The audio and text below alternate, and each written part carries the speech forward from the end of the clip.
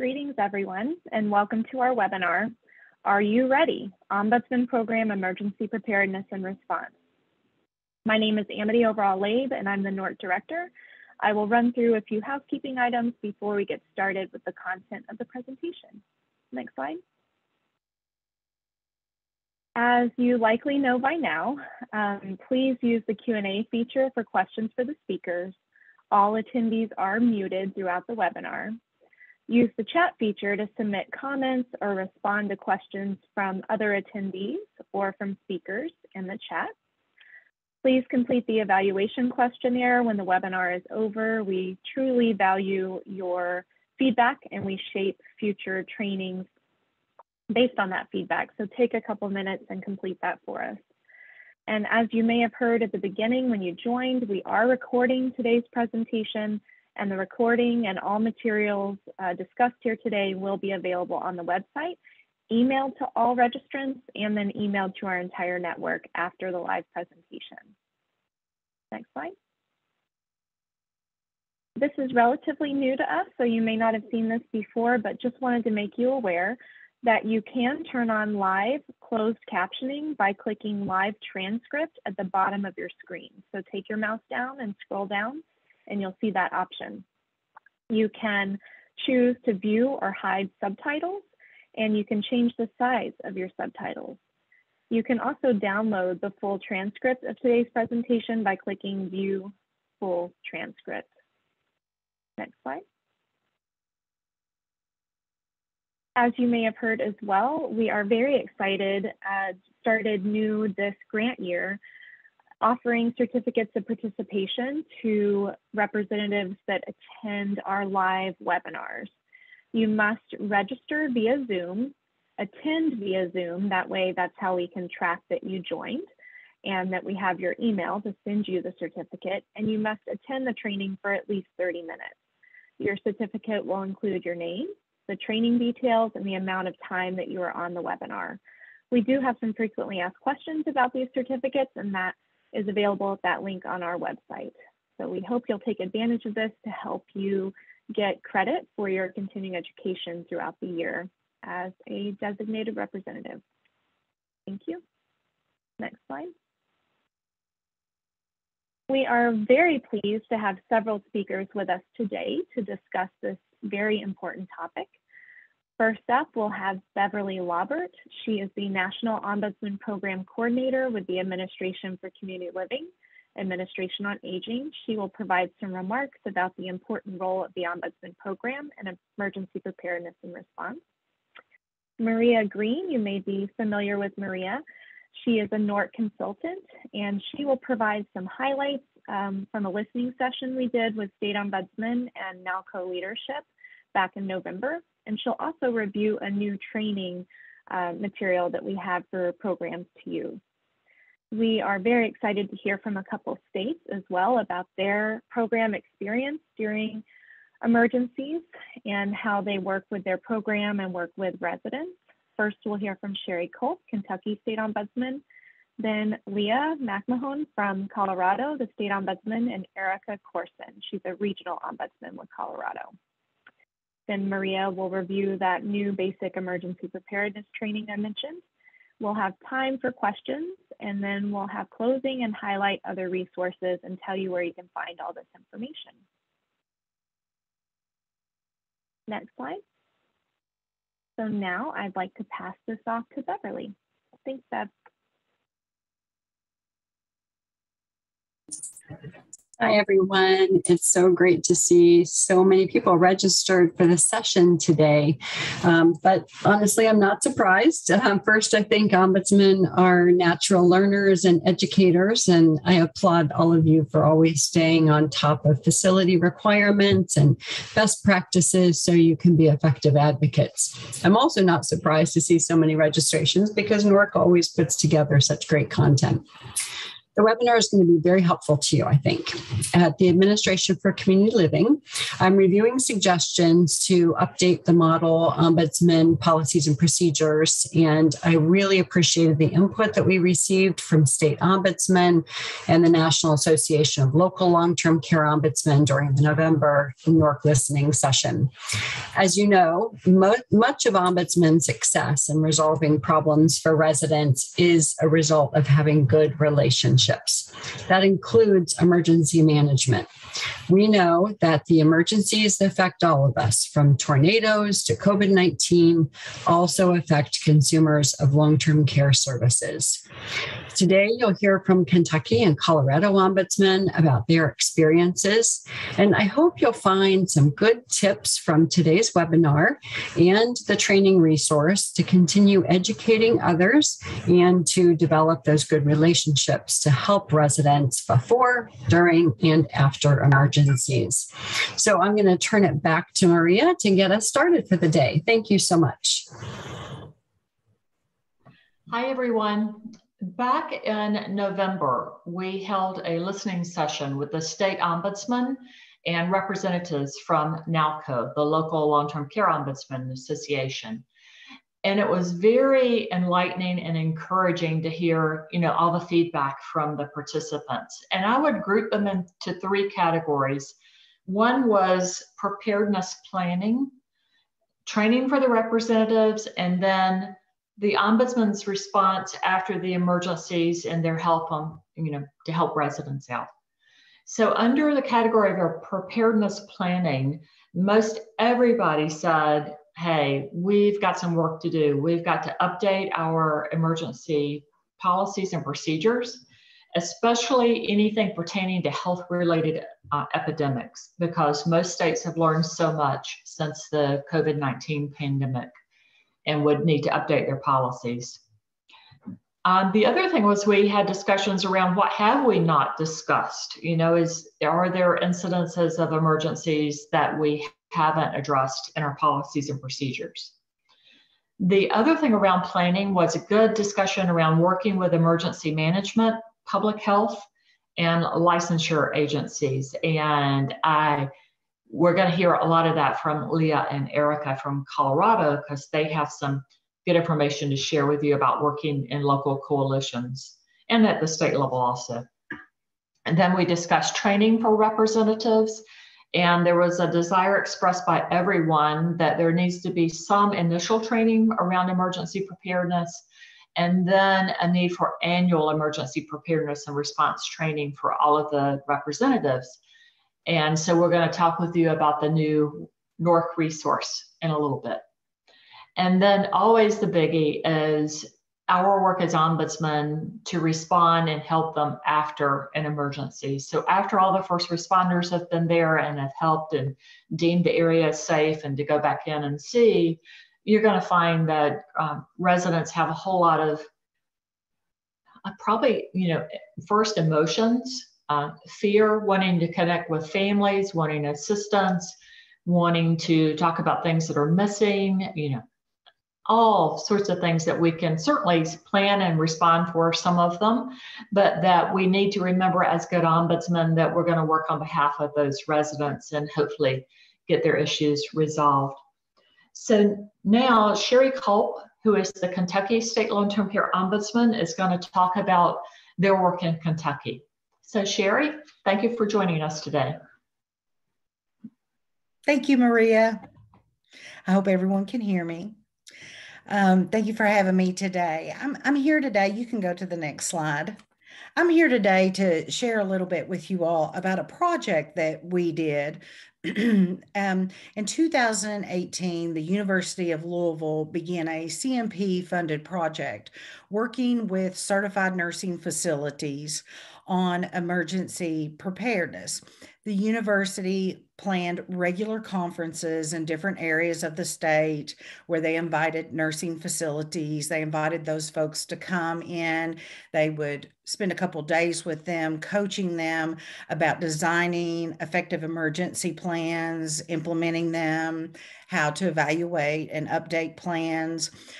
Some conferences were focused on administrators. Some conferences were focused on nurse aides and what they needed to know about emergency planning and their roles. And some conferences were really focused on maintenance directors and folks like that, so that they could really teach them about calculating bed surge areas and things like that. The university asked the Kentucky Long-Term Care Ombudsman Program to participate in their multi-year project because as they were working with facilities to help facilities improve their emergency plans, they wanted to know if we thought there was anything that we could do to increase family councils in Kentucky in conjunction with their project. So it came to mind that what we could probably do is use emergency preparedness as a theme to motivate families to have interest in forming new councils and to help facilities understand using emergency preparedness about how valuable it was to, support councils, be kind to them, help them, have effective liaisons with them so that they can relay information to families. And so what we have here on the first slide, we began attending the university's long-term care emergency prep conferences with facilities. And we quickly realized, as I did presentations where I was describing what a family council was and the benefits of supporting a family council, steps that we were going to take to try to motivate families to form councils in their facilities. There were many questions and misconceptions that popped up that facility staff had about family councils. And I thought it would be beneficial for you to see. Here are some of the questions. There were a lot of questions about, who are these people? What authority do they have?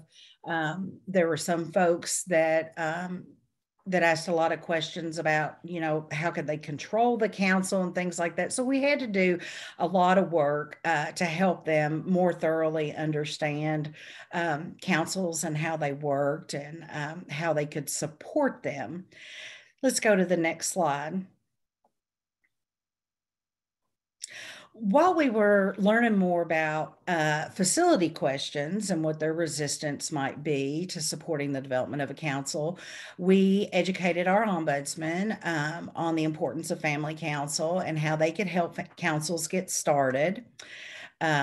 We reviewed the benefits of family councils with facilities. We made sure during this project that we were pointing out to them that it could be a good thing for their emergency preparedness. It would help their families learn. It could be a meeting where they could get a lot of information out, answer a lot of family questions at once. We talked to them about how residents benefit, from increased family council.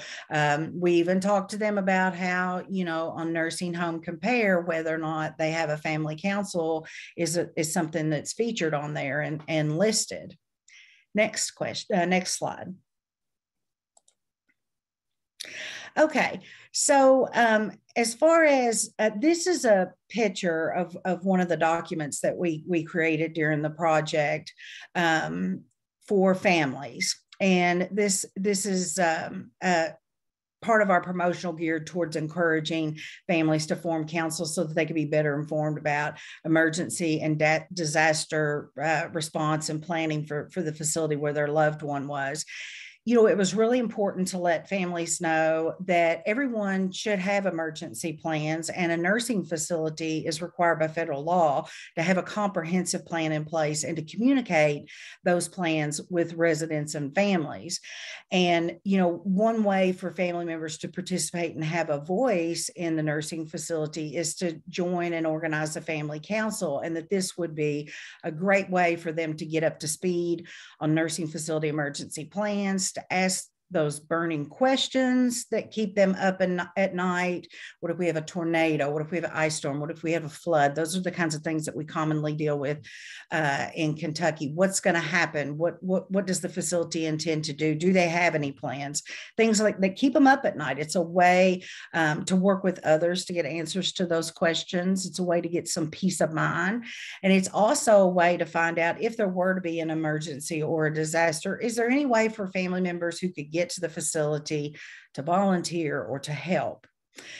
We let families know that facilities are, required to tailor their disaster plan to the geographic location and to the residents they serve, and that the plan had to be updated regularly, and that the facility communication plan had to include a method for sharing information with the residents and their families or the representatives, and that residents and families were allowed to ask questions about the facility's emergency planning, how the facility planned to coordinate with other resources in the community, county emergency and disaster response, things like that. And we also use the opportunity to talk with families about, everyone needs to have an emergency plan. So we're saying that this facility needs to have one, but you yourself need to have one. And we also shared some resources that individuals could use on how to form their own emergency plan or their own family's emergency plan. And we also talked with them about how if they are doing their own planning, then they're going to be in a better situation should a disaster strike in their area, that they can respond and be able to receive information and find out how their loved one is doing.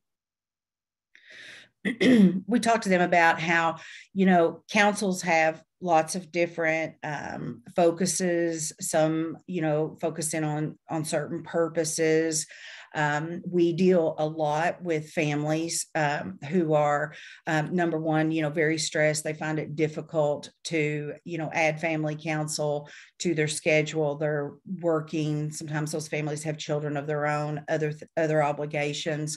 And sometimes that, coupled with feeling like they don't want to form a group that is just going to be focused on complaining or something like that, we tried to help them understand that, you can form a council to not only get information about emergency preparedness, to get information. You can have focuses where you focus on supporting other residents that don't have family, supporting staff, how to make this a better place for people to live and work. Next slide, please. During the period between October of 2018 and October of 21, which includes the pandemic in there, we were able to start 43 new family councils in Kentucky. Not all of them, continue to meet. Not all of them grew to a large size. Some of them, were just a handful of families that came together.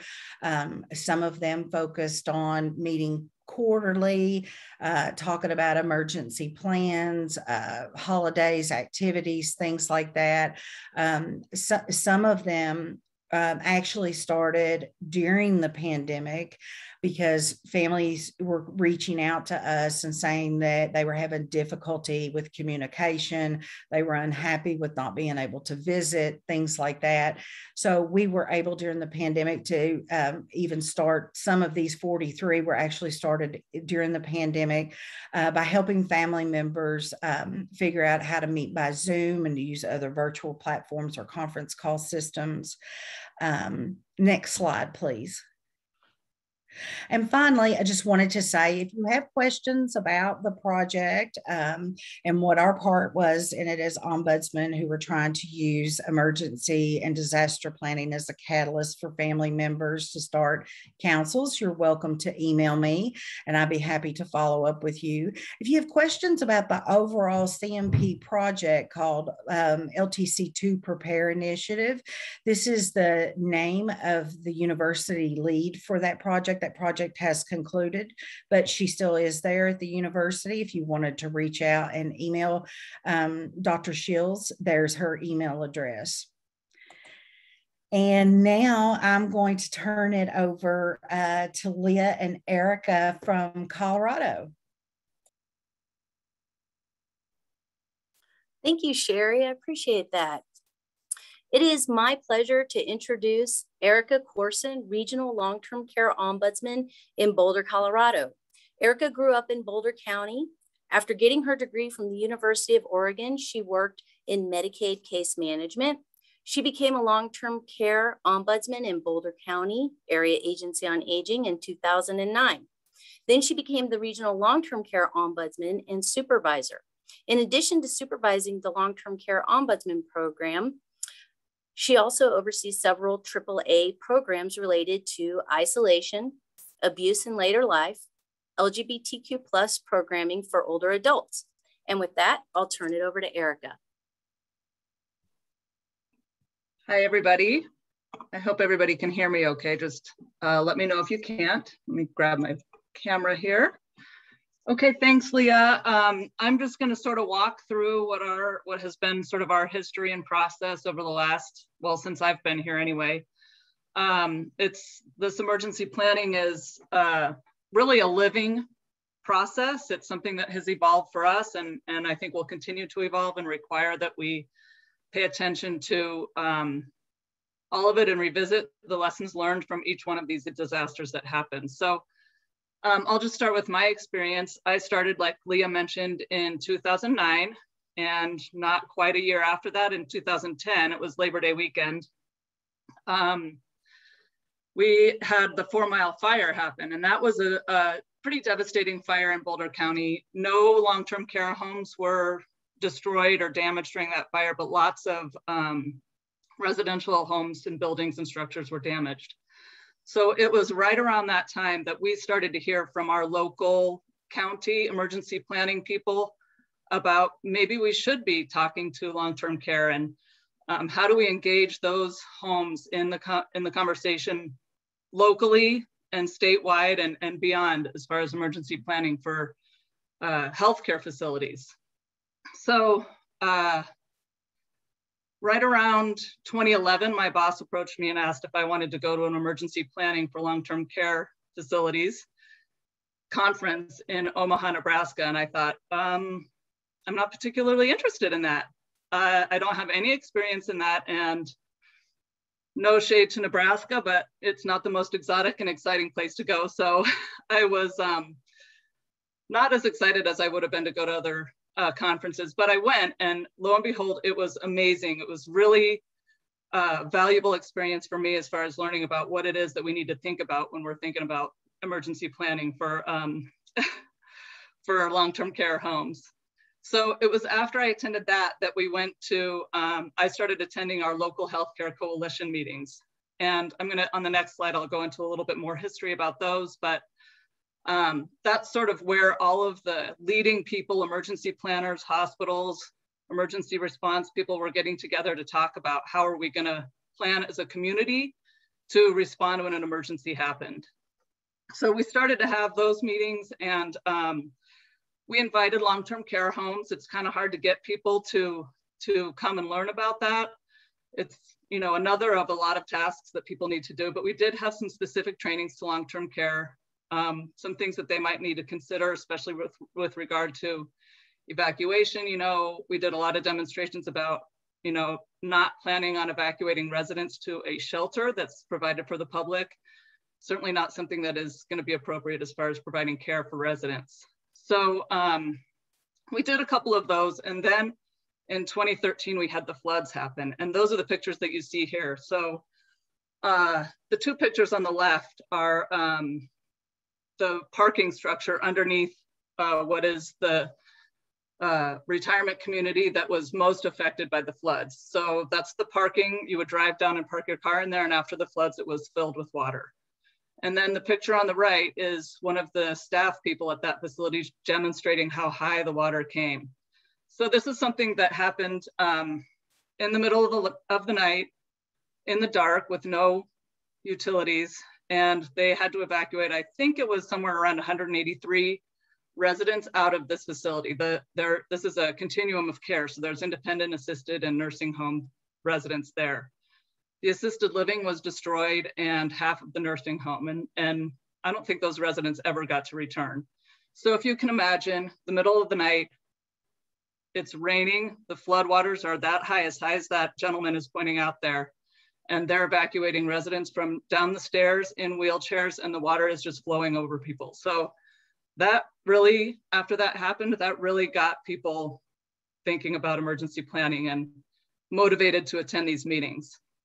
So that was really the catalyst for us to get long-term care to come to these meetings and really start thinking about how are we going to plan for this, both in the moment when that happened in the middle of the night, but also for months beyond. One of the nursing homes that we have in Boulder County, really it was the months afterwards, because they had so much damage from the water that the residents couldn't leave their rooms, kind of like the pandemic. They couldn't leave their rooms for probably 6 months afterwards, and it was really devastating to them. One of the other things that we heard back from facilities during this time, during the floods, was an assisted living who was asking emergency responders when they should evacuate. And they said, we don't really know. We don't know what to tell you, and we don't know, what it's going to take for you guys to evacuate. So one of the messages that we had talked about with long-term care ahead of time and after the floods was sort of what Sherry mentioned about really having an individual plan for your own facility. The emergency responders are not going to be able to evacuate during the middle of an emergency. And so each home needs to really be thinking about what it is that they need to plan for and how they're going to accomplish an evacuation, which is, of course, a big deal. So after this is when we really started to see a lot of participation from long-term care homes. Next slide, please. So what I mentioned earlier is the Healthcare Coalition. This is sort of the group, and we have one, if you can see, it's kind of blurry on the slide there, but we have Boulder HAMR, and HAMR stands for Health and Medical Response Coalition. That's part of the North Central region of Healthcare Coalition chapters. So we have chapters all over Colorado, designated by region, and then they're broken down within those regions. So locally, we go to the HAMR meetings. So healthcare coalitions, as I understand it from doing some research, is that these started in response to 9/11. So in order for people to sort of coordinate how to respond to a huge disaster, how are we going to care for people who are in need of medical care? And how are we going to do it together with, some collaboration happening? So we started attending these meetings, and I think sometimes it's really challenging to have people attend and to encourage people to attend, because it's really intimidating. There's a lot of risk assessment that goes on, and it's pretty in-depth about what risks are more likely and how we plan for those. It's all based on incident command structure planning, which was something that was totally foreign to me when I started going to these meetings, but it's really, a great organization method for when you're responding to an emergency. And what I think of is that when something happens, there needs to be somebody who's communicating, like Sherry mentioned, with the families. They should all be able to expect that there's somebody who they can reach out to find out about loved ones. How are we going to plan for mass casualties? And that's something that I think is intimidating also for long-term care and for me when I started to attend these meetings. So I sort of considered it something that I could contribute to the emergency planning for long-term care, to engage them in these meetings and meet the people who are local so that they can plan an appropriate plan for their facility. And really the emergency responders and the hospitals and the people who are there, don't necessarily know what it takes. So again, I'm just going to emphasize what Sherry had said about making an individual plan for your facility, because they may not know what it takes to evacuate the residents that are in nursing homes or assisted livings or memory cares.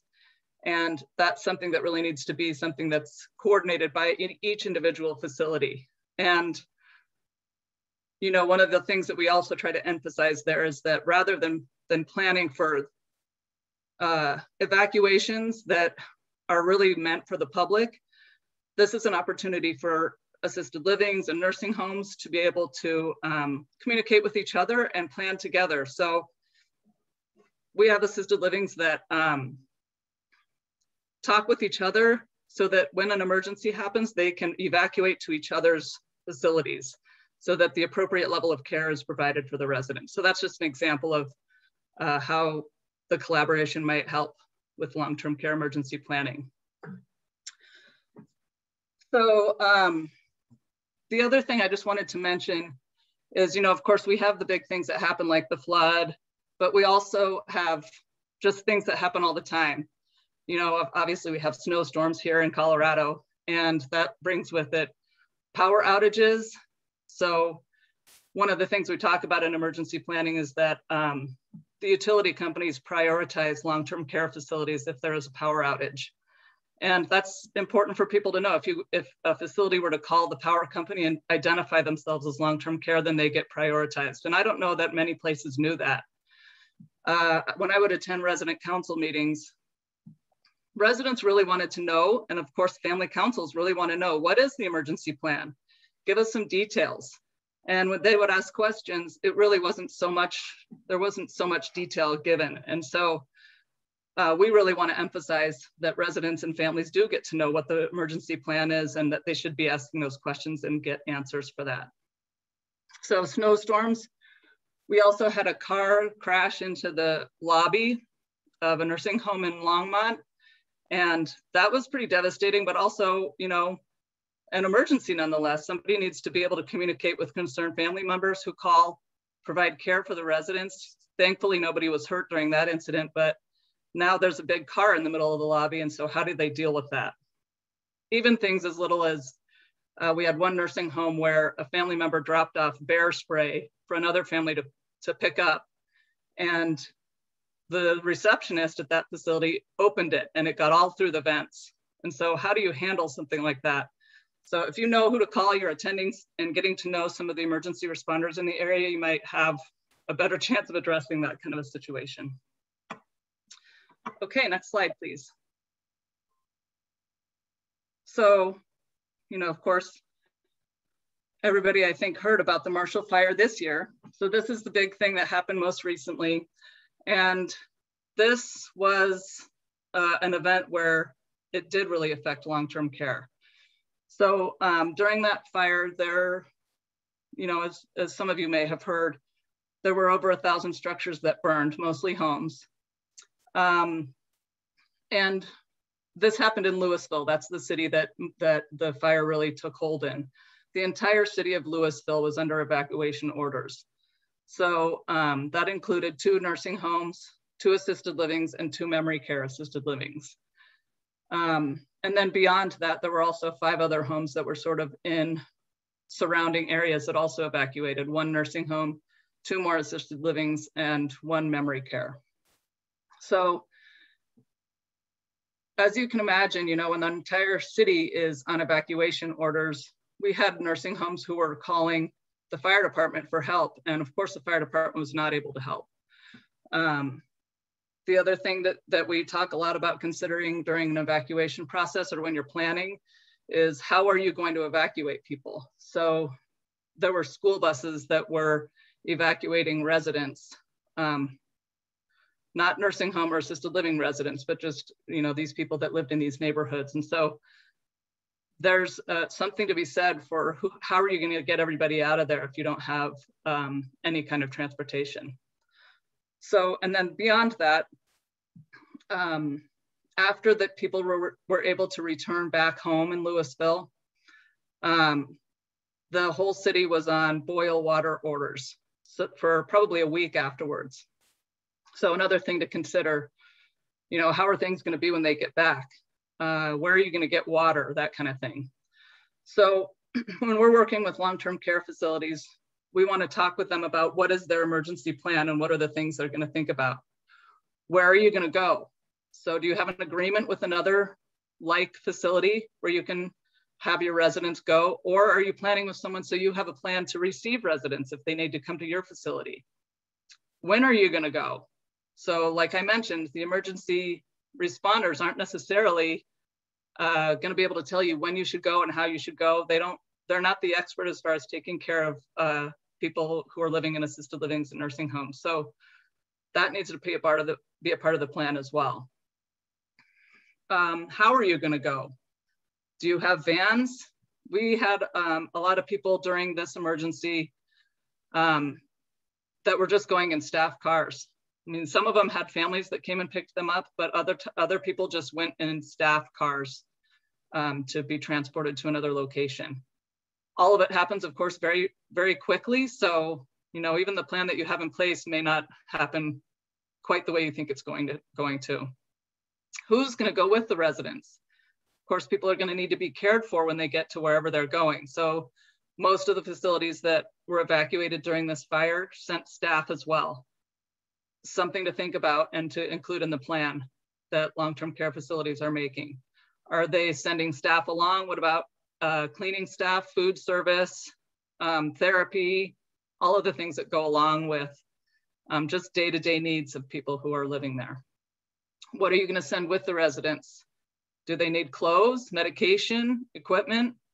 And how is all of that stuff going to go?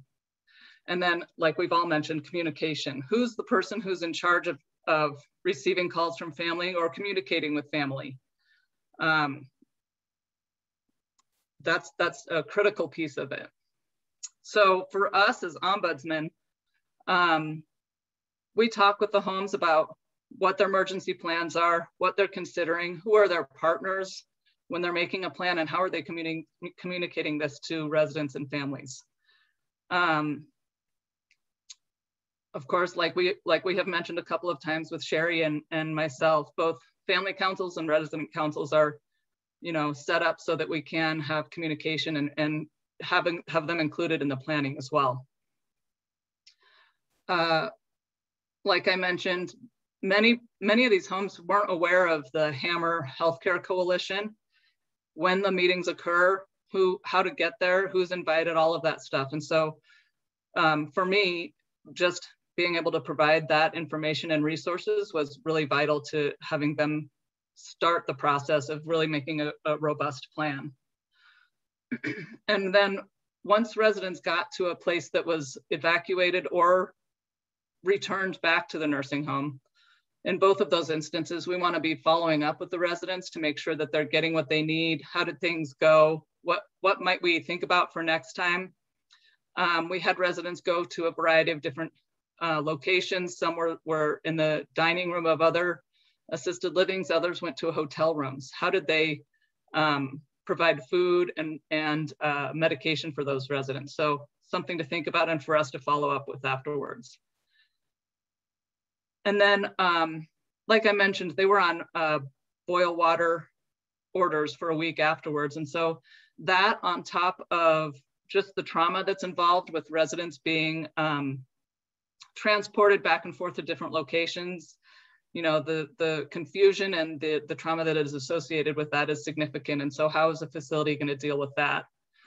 So those are all things to consider. And you know, now, during these times, we also had COVID to deal with afterwards, because there was a huge spike in COVID just because of the transportation of residents and staff going between facilities. And then, of course, we do want to evaluate the lessons learned and plan for the next time. So we're now working with Hammer, our local healthcare coalition, to plan the next training that will happen for long-term care facilities, and maybe include residents or families in that. You know, just given Sherry's presentation, I think it might be really beneficial for them too. So I forgot to put a slide in here with my contact information, but I put it in the chat. So in case anybody has questions. And with that, it's back to Maria, I believe. Yep. Thank you, Erica, Leah, and Sherry. I saw the Q&A in the chat kind of blowing up, so thank you all for your interest. And just a reminder, it helps us keep transcriptions of the webinar straight if you'll put your questions in the Q&A section at the bottom there. So what I've got the pleasure of talking about for a little bit is a brand new resource that's going to be available through the National Ombudsman Training Center.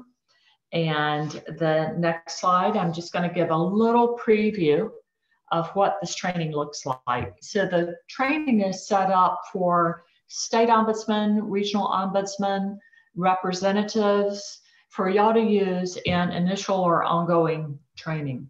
So if you want to think about it this way, let's say you're going to do an annual emergency preparedness training.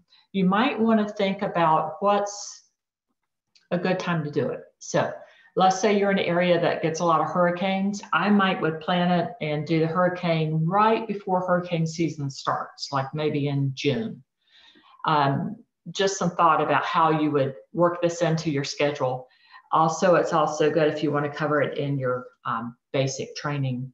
But really, we cover in this training, we cover a brief explanation of emergency preparedness, the basics of emergency preparedness for individuals, for long-term care facilities, and for the residents, and then for the Ombudsman program itself.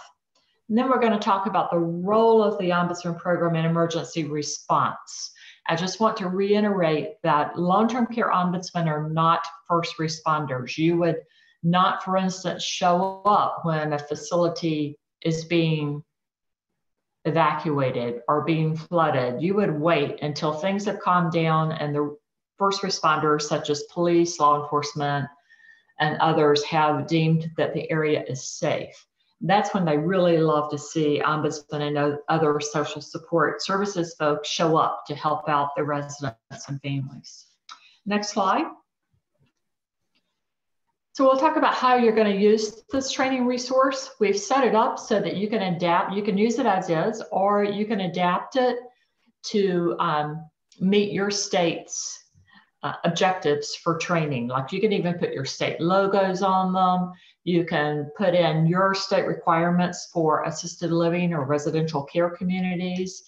You can do all those changes you want to the resource. We just ask that you continue to keep the credit line in there for the work of the National Ombudsman Resource Center, and also that it was funded by ACL. I would advise that you read all of these slides and the slide notes before presenting. That's going to help, if you're the trainer, it's going to help you be better prepared.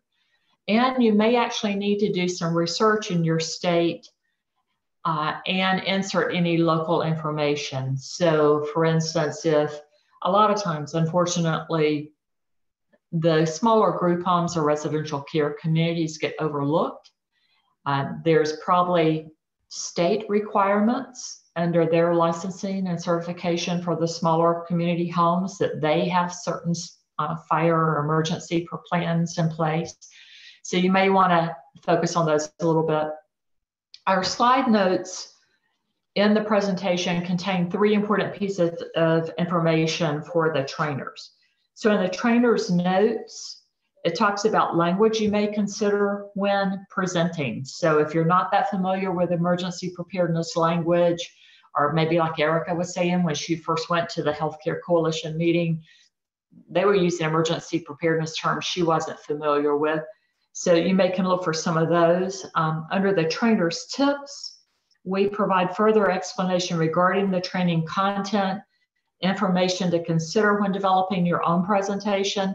And then you may want to think about whether or not you incorporate the hyperlinks to certain sites for information, or if it's in person, for instance, if you want to print off the materials and have it available for the participants.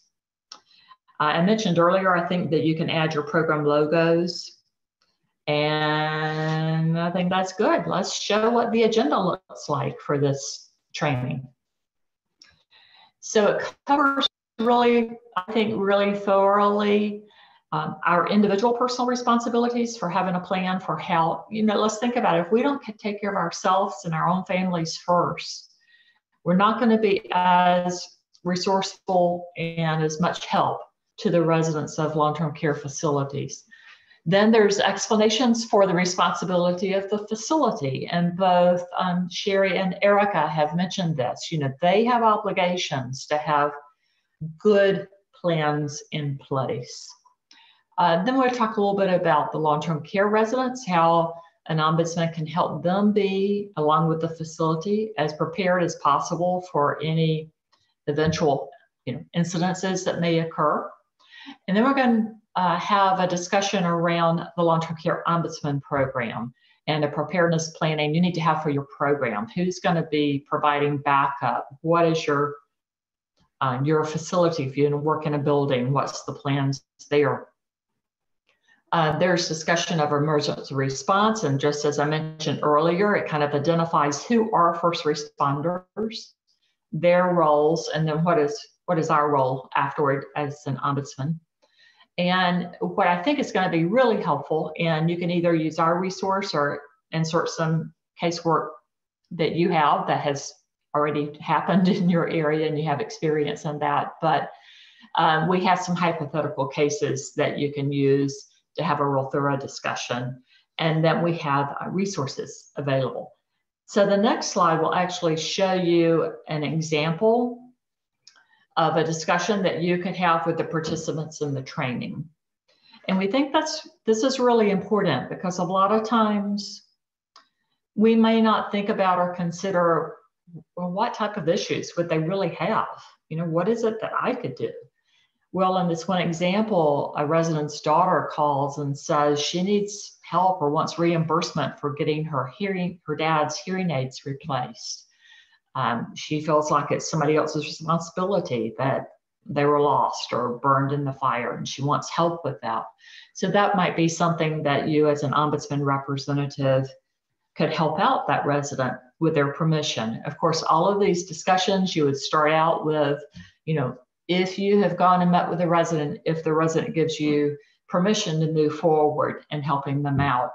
And then you, as the facilitator for the training, would help have the thorough conversation of how you might handle that case. And then you might, in particular, if your state has some other agencies that are responsible for certain things, make sure that everybody in the training understands those roles. If in your state, the licensing and certification agency, for instance, handles the clearinghouse list of who has been moved where they've been transferred, where there's a empty bed that might be needed, then identify their role so that your trainees and participants would know and understand that. So I look forward, we're going to be able to share this resource before long. Amity will discuss that with you, and we have it in 2 different formats too, so I won't steal her thunder. I'll let her discuss that. So Amity, I'll turn it over to you now.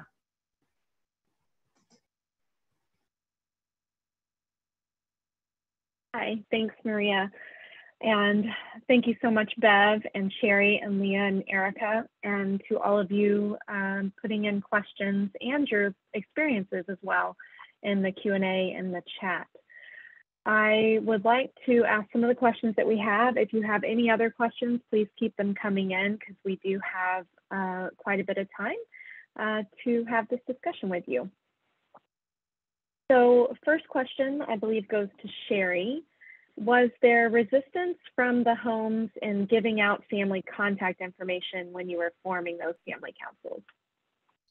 Absolutely. And if so, how did y'all deal with it? Yeah, absolutely. There sure was. Before the pandemic, we primarily approached it as, okay, if you're not going to turn over, a list of contacts for the family members, in fact, we didn't even really try to go after that. What we were trying to do is to educate them about why they would want to have a council and encourage them in their regular mailings to let us or the family council, the folks who were interested in starting the family council, include something that described the family council and when they plan to have some of their initial meetings. And then the main folks who were family members that were interested in forming a council, we made sure that we told them when they have their meetings to, try to collect the contact information for the family members that do attend, so that they would have a way to regularly reach out to the folks who had already showed interest. But, mainly we were trying to make sure that facilities understood why family members or why the ombudsman wanted to put up a poster, on the door, in the hallways, announcing when meetings would be, and try to convince the facility in their mailings and in their communications to include some piece describing the family council and when the meeting would be.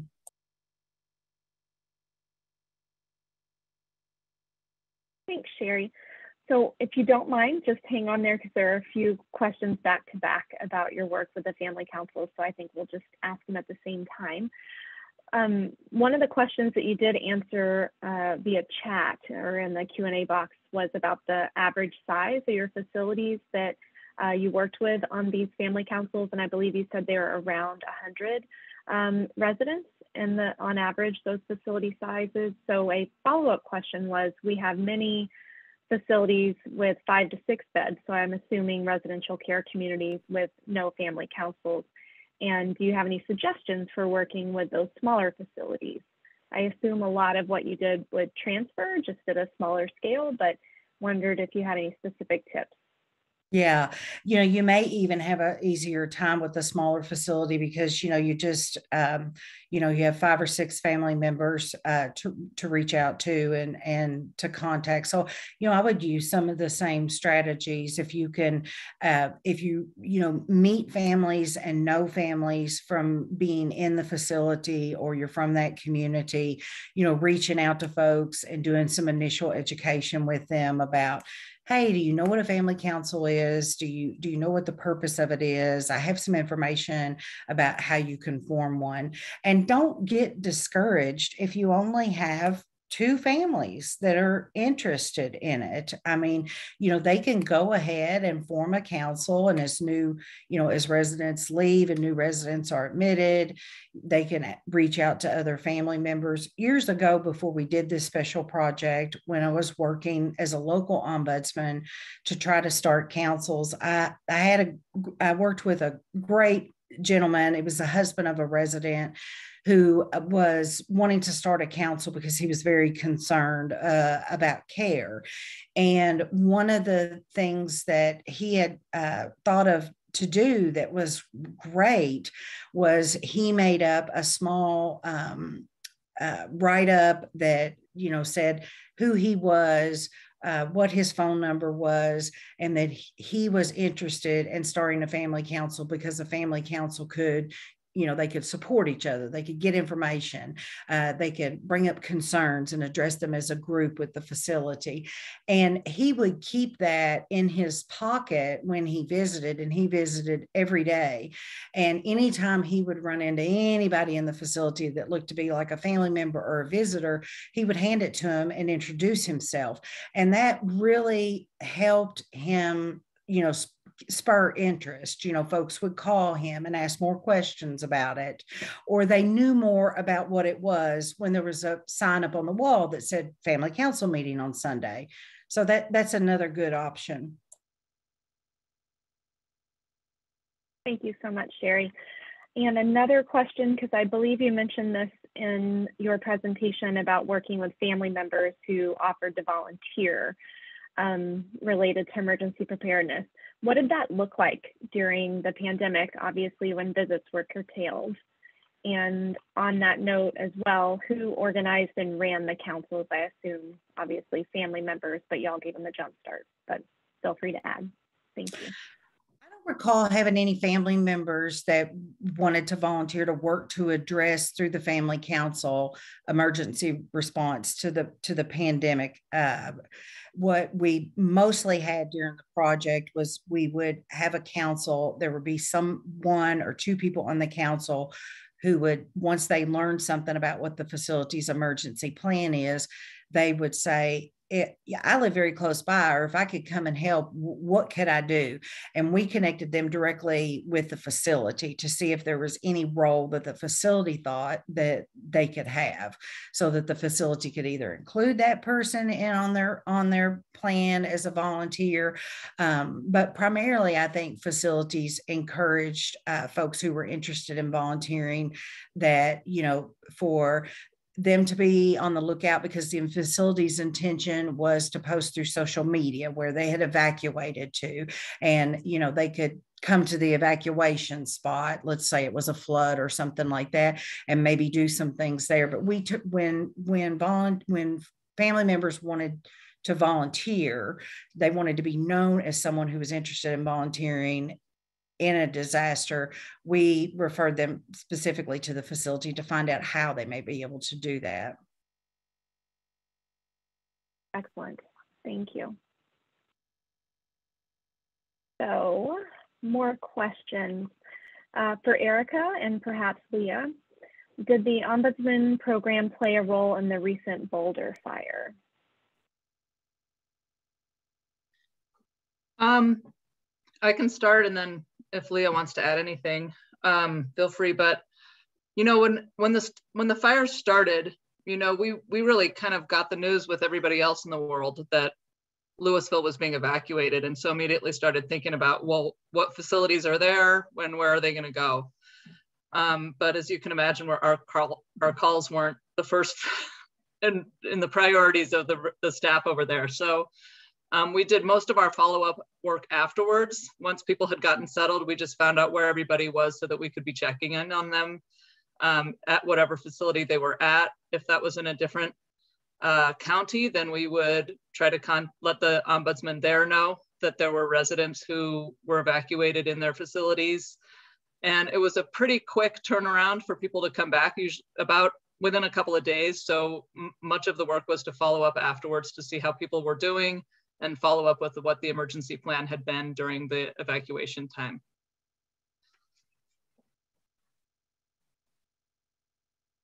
Thank you.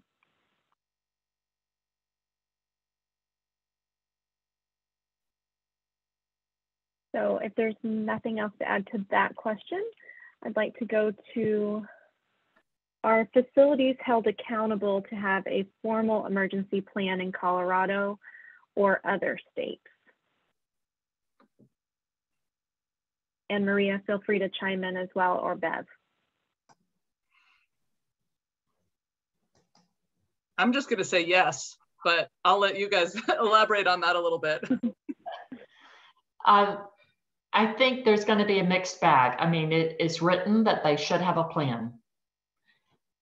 Who reviews that plan in each state, region, or local county or parish varies widely. It might be the local fire chief reviews it. It might be the state licensing certification agency. Generally, there's not someone who approves, stamps or disapproves or okays the plan. They'll review and they might say, this is missing. You should have had, you didn't follow through on the fire drill, and you should have X number of fire drills a year, for instance, or you don't have fire extinguishers, but it varies so much. Yeah, the survey agency should be checking the plan. So if you feel that they're not, then I would suggest talking with them about that. Thank you very much. And to follow up on that question, without going into a lot of detail, when I go through the resources, a few slides in a few minutes, I encourage you to visit our website because it links directly to the requirements that facilities and what they're required to do regarding emergency preparedness in more detail than we're going to cover today. So good questions. All right, let's see. Is emergency preparedness training mandatory for certified ombudsmen? I have an answer for that, but Bev, do you want to answer that one?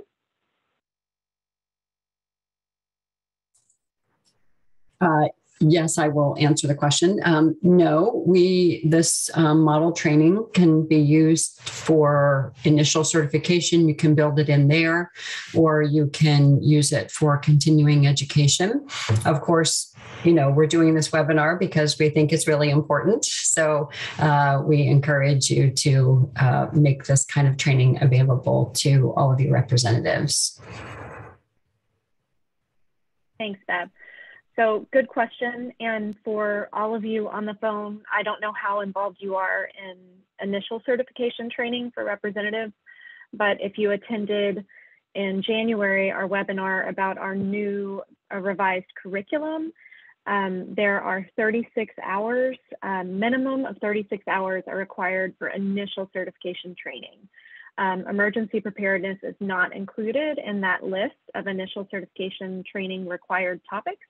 However, NORC, as a resource center, we are trying to produce materials that you all could use for continuing education. So us providing the certificates of participation for this webinar, but also providing the training that Maria reviewed.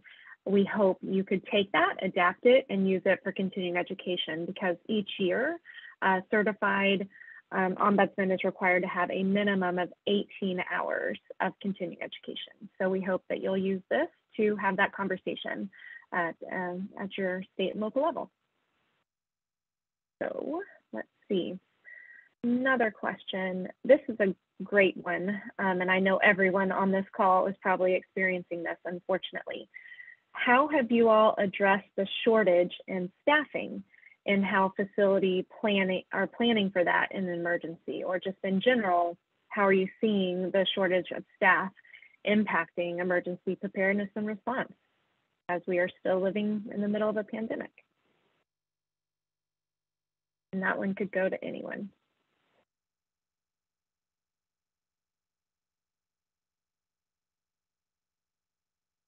And while we are mulling an answer, I just want to remind you, because I saw this pop up in the chat, yes, we are recording this webinar. A link to the recording and all the materials we discussed today will be provided to the whole network later this week. Thank you. I believe different states are doing different things. So, for example, some states have strike teams, some states have developed some resources for staffing. So again, that may be handled through the state's emergency management agency. We've seen in some states, it could be handled locally or by a state agency like the State Unit on Aging or the State Medicaid Agency or the Health Department, or ultimately all together working on that. So I would see what is happening in your state. There are certainly provisions that have been made for the pandemic, such as the waiver of nurse aid training to allow long-term care, nursing homes specifically, to have people performing some nurse aid responsibilities that they have demonstrated competence in without going through the entire 75-hour training. The CDC's guidance on healthcare workers and exposures talks about critical staffing levels, conventional levels, and so on. So there are some provisions that have been made federally for nursing homes, but again, as far as actually responding to the problems of staffing, I would check with your state.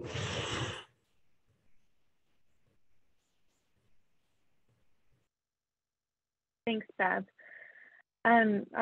Good question, and I'm not really sure we can answer this fully, but hopefully give you an idea. The question is, I hear in the news frequently that the National Guard is getting mobilized often to respond to all types of disasters. As many of you have probably heard, a lot of situations related to the pandemic as well, including in long-term care facilities. How can they be connected with and added to a plan? Who do you go through to access them? So Maria, I have an answer, but I'm afraid I'm going to say the wrong thing, and you definitely have more expertise in this area. So if you or Bev want to respond first, and then I can jump in too if I have anything to add. So it would be your state's governor that would deploy the National Guard.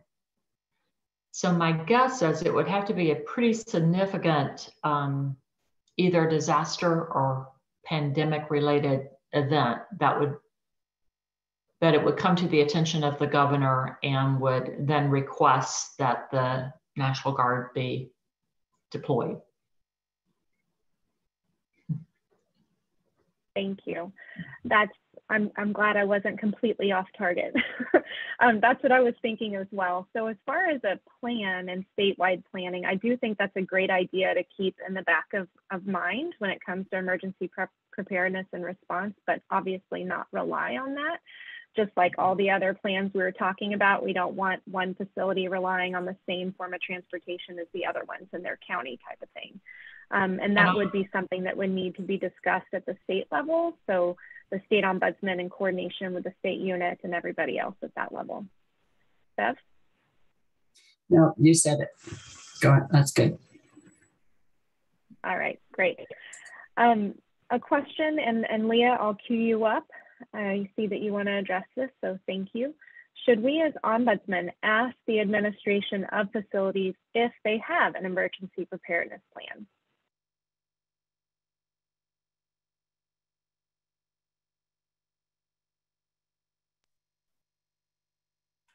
Amity, you called on me? Oh yeah, it said Leah would like to answer this live. So I don't know if you accidentally hit that button or not. It must have. You know, I would say it's incumbent upon the facility to have responsibility for following their protocols and ensuring that they have an emergency plan in place. I think that, you know, the coalitions that Erica was talking about earlier is where those conversations take place. Thanks, Leah. I'm sorry if you hadn't hit that button. Bev, go ahead. Yeah, I agree. And just keep in mind that the regulatory agency should be monitoring whether the facility has a plan, and they should all have them. So it's not necessarily, do you have a plan, but how is your plan, that you might want to ask them. And really keep in mind that what your purpose would be to resolve a problem for a resident. So just keep in mind what your goal is. It is easy for us as ombudsmen who want to solve every problem and be there for every resident. And especially if you feel frustrated that other agencies maybe not responding the way that you think that they ought to respond, but let's focus our advocacy on resolving problems for residents.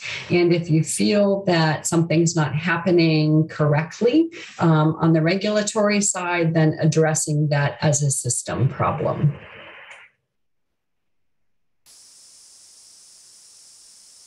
Yeah, I was also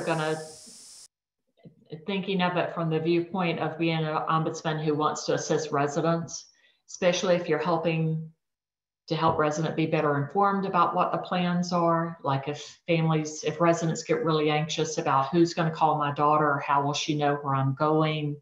You know, if you, the ombudsman, understand the communications plan ahead of time or know potentially where they might be transferred, I think it's just a good idea to be knowledgeable of the plan.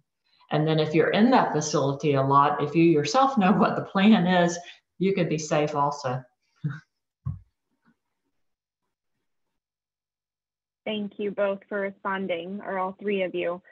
And just to reiterate those points, it's really important, as Bev said, we all want to help all the time as being part of an ombudsman program, but we have to stay in our lane and we have to stay in our role. And you also have to be cautious. There's that line between knowing what their plan is and at least having a baseline understanding, knowing where to refer residents if they have questions and family members about that plan, knowing what the facility's responsibilities are, and then that fine line of reviewing the plan. And what if the facility says, well, the ombudsman looked at it and said it looked good, you know, something like that. So you don't want to be caught in those situations. but you obviously want to be knowledgeable. So just be cautious, as everyone said, in walking that fine line. All right. Another question.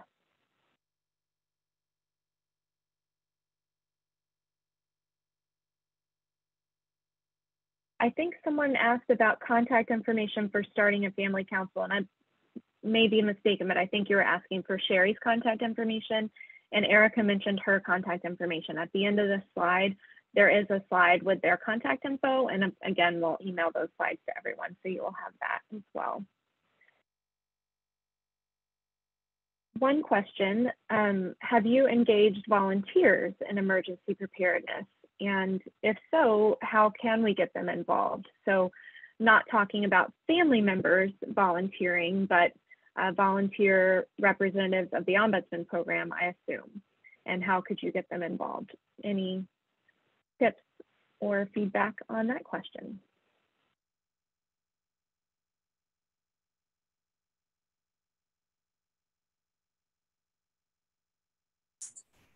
Well, volunteers are representatives, of course, and so if you talk to the volunteers about what their interests are, if they're educate them, provide this training to volunteers. I know we probably have some volunteers here today, and they want to be engaged and they want to help, and I think that's a really important part of volunteer retention as we see our volunteer roles drop each year lately. One way to retain volunteers is to keep them engaged. They want to know what's happening in the facilities where they're assigned. So stay in communication with them. If you are aware of an emergency preparedness issue in the facility they visit, be sure to let them know that and ask them for some suggestions, because they probably visit there more than the staff ombudsmen do.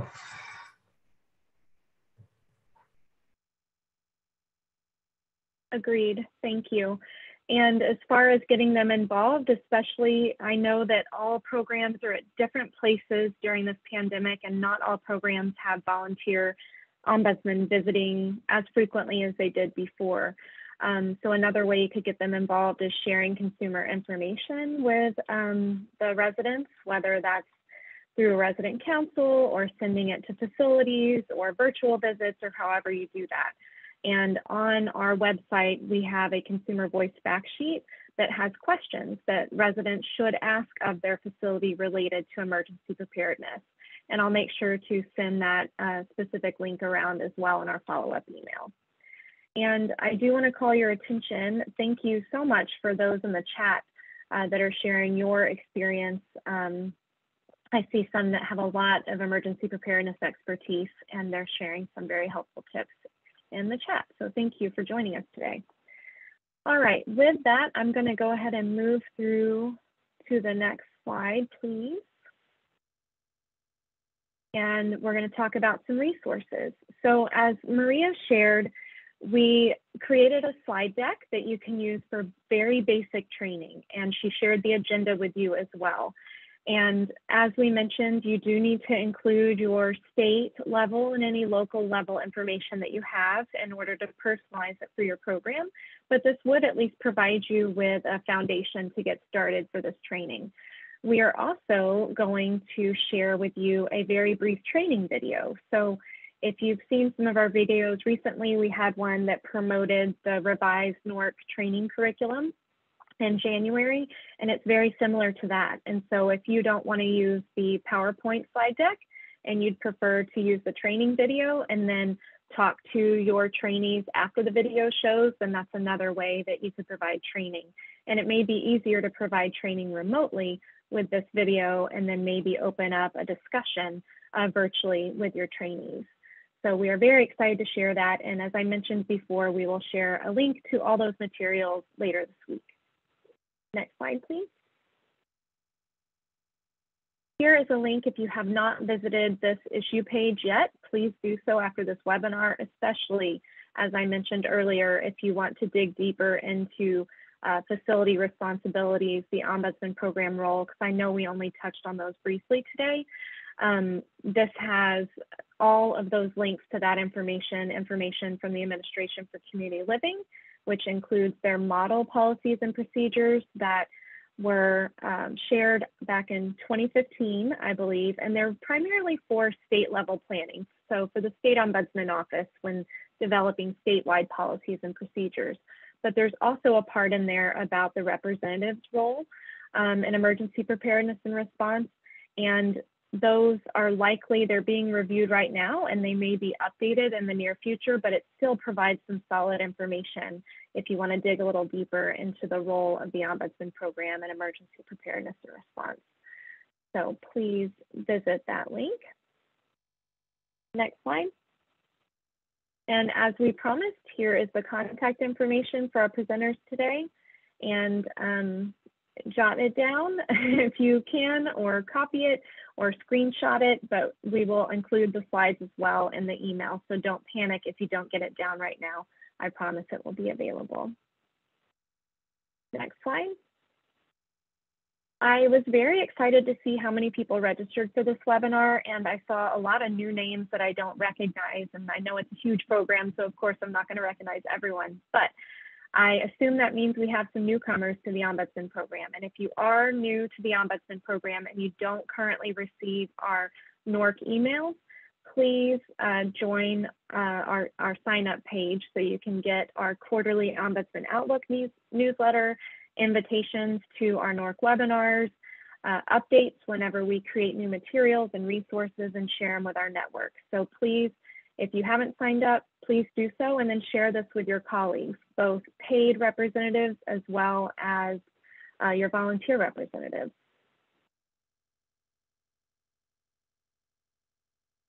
And last but not least, I know we're wrapping up a little early today, so I will leave some time if we have any final comments from our presenters today. But I first want to give a huge thank you to all of our speakers. Thank you, Bev, Maria, Sherry, Leah, and Erica. We've all learned a lot today. I'm very pleased about the back and forth and a lot of the questions in the chat. I really feel like everyone's walking away today with something new, so thank you very much. And thank you all for joining us today and sharing your experiences as Ombudsman Program representatives. As you heard from speakers, everybody in the program has an invaluable part in emergency preparedness and response at the state level, of course, in coordination and statewide leadership as the state ombudsman, and then in the field as representatives of the program. So thank you all for what you do in every part of this process. Thank you, Katie and Carol, for technical support today. I appreciate it. And of course, as we close out, please don't forget to complete the evaluation. Your input truly does make a difference in the training that we provide and the resources we develop. In fact, I can't remember, I believe Maria mentioned it, but the training that we created that we're launching after this webinar, we did that because State Ombudsman and NALCO leadership asked for something and we didn't already have it. So again, provide your feedback. It matters to the work that we do. And thank you all for the important work that you do. So with my closing remarks, is there anything else, Bev, Maria, Sherry, Leah, Erica, any other wisdom you want to leave with us today? No, just thank you very much to everyone for joining. I didn't look at the beginning, but a few minutes ago, we still had 522 participants on. So that's awesome. We're really impressed that so many of you want to take this information seriously and continue to use it to help residents. So thanks for joining us today. Thank you, Bev. And when we close out, when I hit leave, that's when the link to the survey will pop up. So thank you so much for asking for that, and we look forward to your feedback. Thank you all. Have a good rest of your week. Take care.